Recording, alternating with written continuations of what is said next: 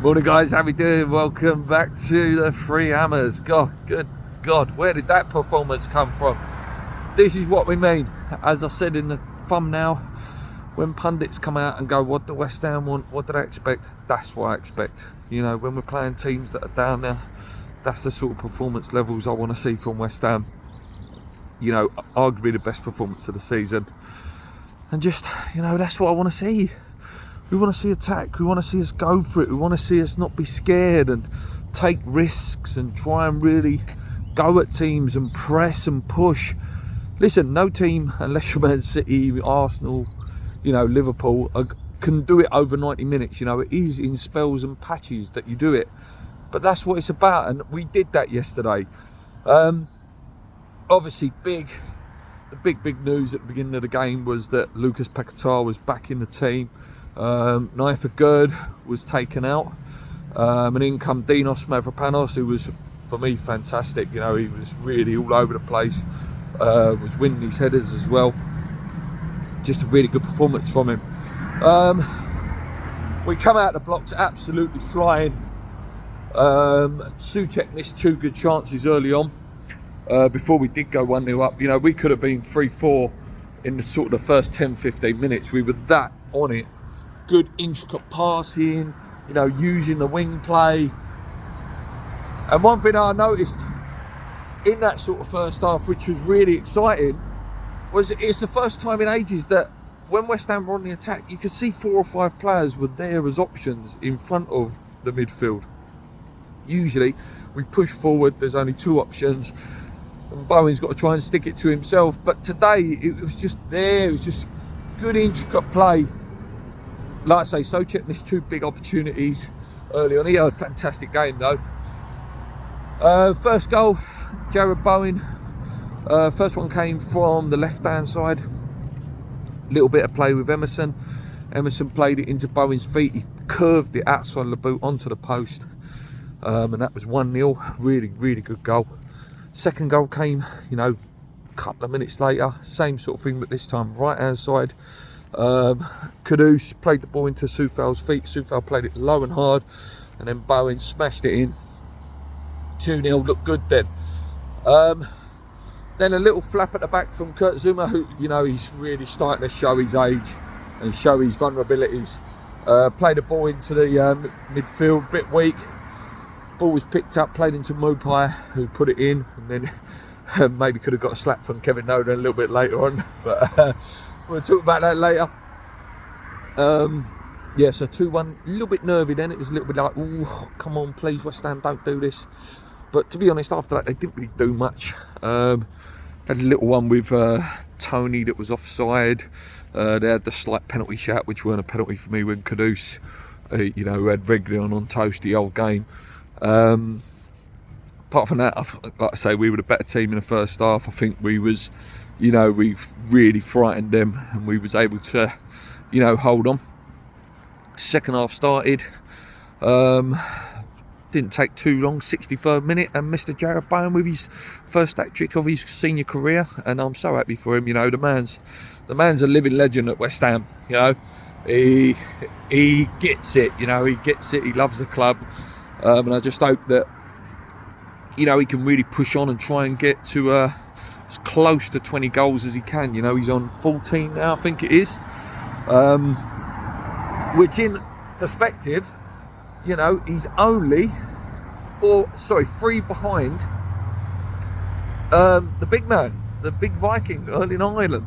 Haaland's on 17. Obviously, Haaland's been out and he's gone for a bit of a barren spell himself. But yeah, to be only 3 goals behind Erling Haaland at this stage of the season speaks a lot.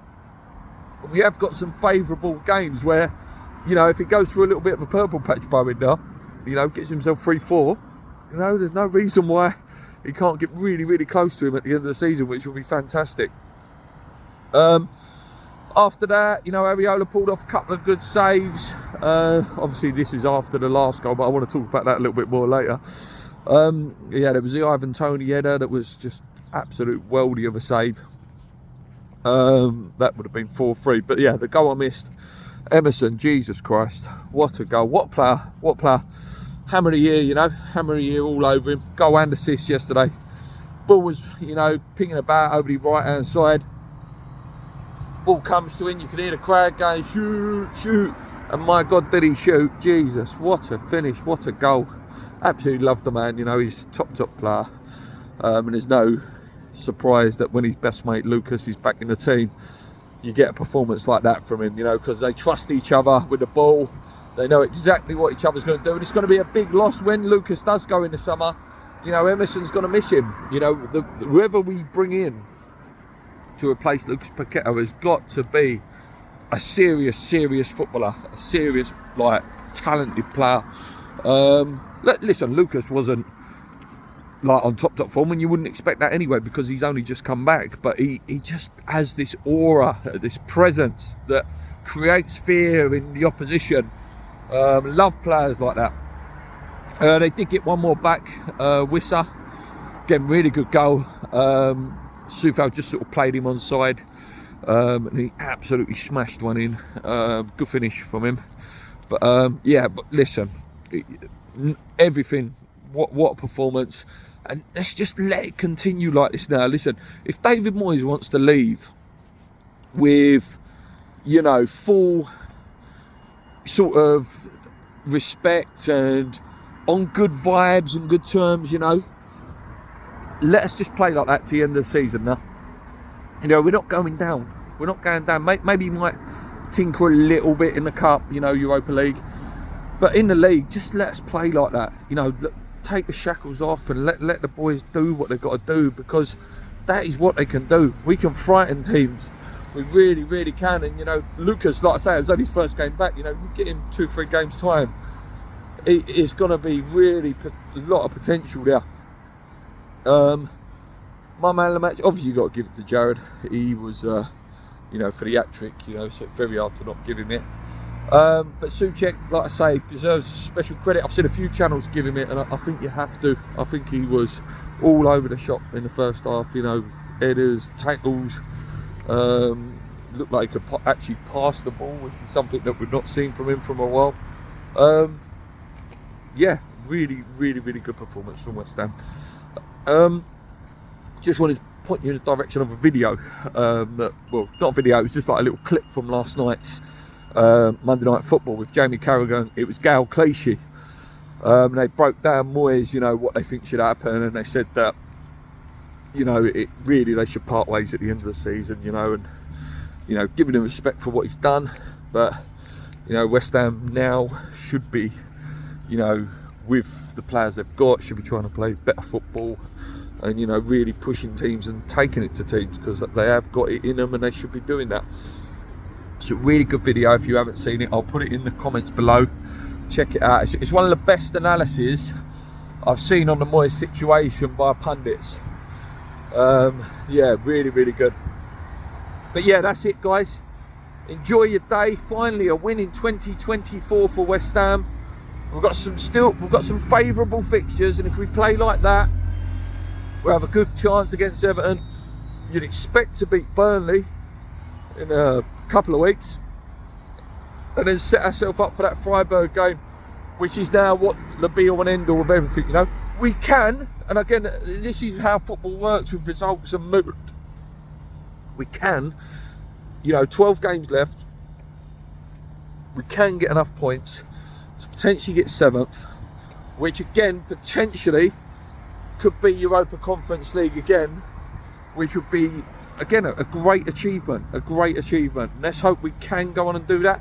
But again, I'm not going to sit here and be like, oh yeah, David Moyes has changed and everything's amazing again now. You've got to show me that to the end of the season, Dave. I would love nothing more than West Ham to play like that every week. I can take losing. I can take this conceding a couple of goals. But how different does it make if you go 2-3 up and still be going for it, and then concede goals? You've got enough there. You sit back straight away and you go 1-0 down. Your game plan's out the window, because you've got to come out, and then you're leaving gaps, and teams can sit back on you. It's better to go and try and kill a team off early and do all the best you can. Anyway, guys, thank you so much for watching. Hit that like button if you've got this far to the end. Come on, you Lions.